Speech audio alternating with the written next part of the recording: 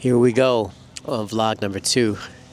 I had every intention on doing this earlier today, but been busy. I'm not gonna say got sidetracked. Just had work to do, and I had to take care of that before I can do this. But all good.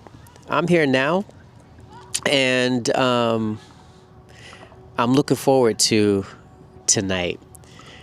You know, I hope you were able to join me on the first vlog, give you a little introduction of, what this is about, a little bit who I am, talk about a little bit of the things that are most important to me. And there's not going to be any real rhyme or reason or connecting the dots from one day to the next. I'm just going to go where my heart leads me. And today, I want to talk a little bit about, it is a celebration, but I want to talk about actually celebrating and how I'm feeling about that. If I had it my way, as I've done in the past, I've always been the type of person that never really made much of my birthday. And all of that changed probably 17 years ago when I met my wife, Charisma. But I remember she had asked me what I wanted for my birthday. And we were dating at this time. And again, me not really thinking much of my birthday, really not wanting to put anybody out of their way as far as expense is concerned. So I gave her a list of things that ranged in prices, from some towels to like a shirt and something else. And I just thought that she was going to pick one, maybe two things off of the list, and that would be it. But she did something that will always stick with me. She bought every single thing on the list that I had. And I wasn't expecting that. That wasn't what my thought process was. I just, like I said, thought she would pick one or two things, but she bought everything. And it was really in that moment that she shared with me just how important the celebration of one's birthday is. And I'll never forget it. And ever since that day, that birthday, and all of the ones that have followed, even though I don't make a big fuss out of it and talk about the party and things of that nature that I would want, I don't let her desire to celebrate me get in the way of how I feel about it.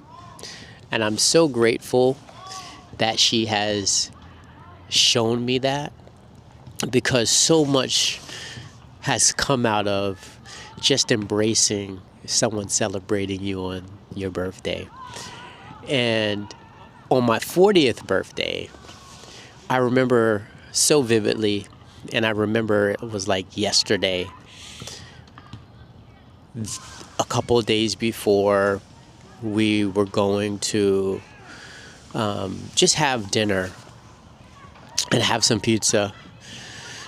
And we went to a pizza place. I said, I want so-and-so pizza. So we went to the pizza place, we ordered our food, and the next thing I know, somebody was tapping me on my shoulder. And I'm like, whoa, what is this? And I turned around, and it was my brother. It was my brother from New York.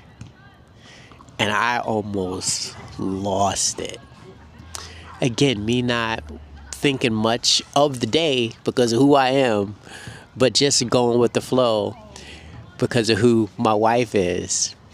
And I couldn't believe that my brother was there to celebrate me for my 40th birthday. And we would sit down and we're talking and we're laughing. And I kid you not, about every 10 or 15 minutes, there was somebody else from my family tapping on my shoulder. My brother, my mother. And I'm telling you, And I'm trying to hold back every ounce of crying right now because it was so special. And it meant the world to me that my wife thought so much to do that for me, and that my family was here for me. And I share that story and kind of, the whole what my birthday means because, as I come up to 50, it's a big one. And I know it's a big one. I haven't made any plans. My wife wanted to do some things, and I said, I don't mind doing a little this or a little that, but I didn't want it to be big. And I was really thinking about it yesterday because I came across something, and I want to read something to you real quick that I saw online. And it goes like this. Psychological truths about men who treat their birthdays like a normal day. 1, they're used to doing life alone. From childhood, nobody really made a big deal out of their special moments. So they learned not to expect anything. 2, they're naturally low maintenance. Gifts, parties, noise, it's never been their thing.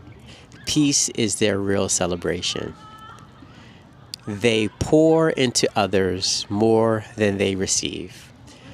They're the strong ones, the one everyone calls, but when it's their turn, they don't want to feel like a burden. They've learned to make themselves happy. A quiet meal, a prayer, a moment alone. It's enough. They're used to creating their own joy. And the last one says, they measure life in progress, not dates. To them, a new year is not about cake. It's about whether they've grown, improved, or achieved. And when I looked at that yesterday, it hit me. It hit me hard because it was speaking to who I am, who I was when I was younger. And I know I carry a lot of that today, but I also know I've grown. And I like to celebrate with my wife and with my daughters and with my family and my friends. But the truth of the matter is, this year, on this big birthday, I know my mom won't be here because she's not one to travel. She'd be coming all the way from New York. I'm in California. My mother-in-law, my father-in-law, they won't be here. They've since retired home to the Philippines. I know life is busy for my brothers who all have families, young children, especially the 2 that are back east in New York. And I really believe that I didn't want to throw a party. I didn't want to be celebrated in such big fashion because I was protecting myself. I was protecting myself from not being able to share this moment with all those people I just mentioned. So, what's going to happen this 50th hasn't been decided yet. I had a friend of mine who, I get coffee with. I met him 2 years ago on a camping and a mountain biking trip. He said, man, we should get the guys together and we should go for a ride on your birthday. I like that idea. That might be something that I do. I know I'll have dinner with my girls, with my brother-in-law, sister-in-law, nephew, and my sister-in-law and her husband. I know we'll get together and we'll have a bite to eat and celebrate as well. But there's not going to be any big old bash. At least not anything that I've planned. And I know it, again, is really because I'm missing all of those important people. So I'm going to leave it there. On the road to 50. It's still going to be good. It'll be a little different. But I'm okay with that. So thanks for joining me tonight on day 2 of 50 vlogs in 50 days on the road to my 50th birthday. As always, take care, be good, God bless, and I'll see you on the next. Peace.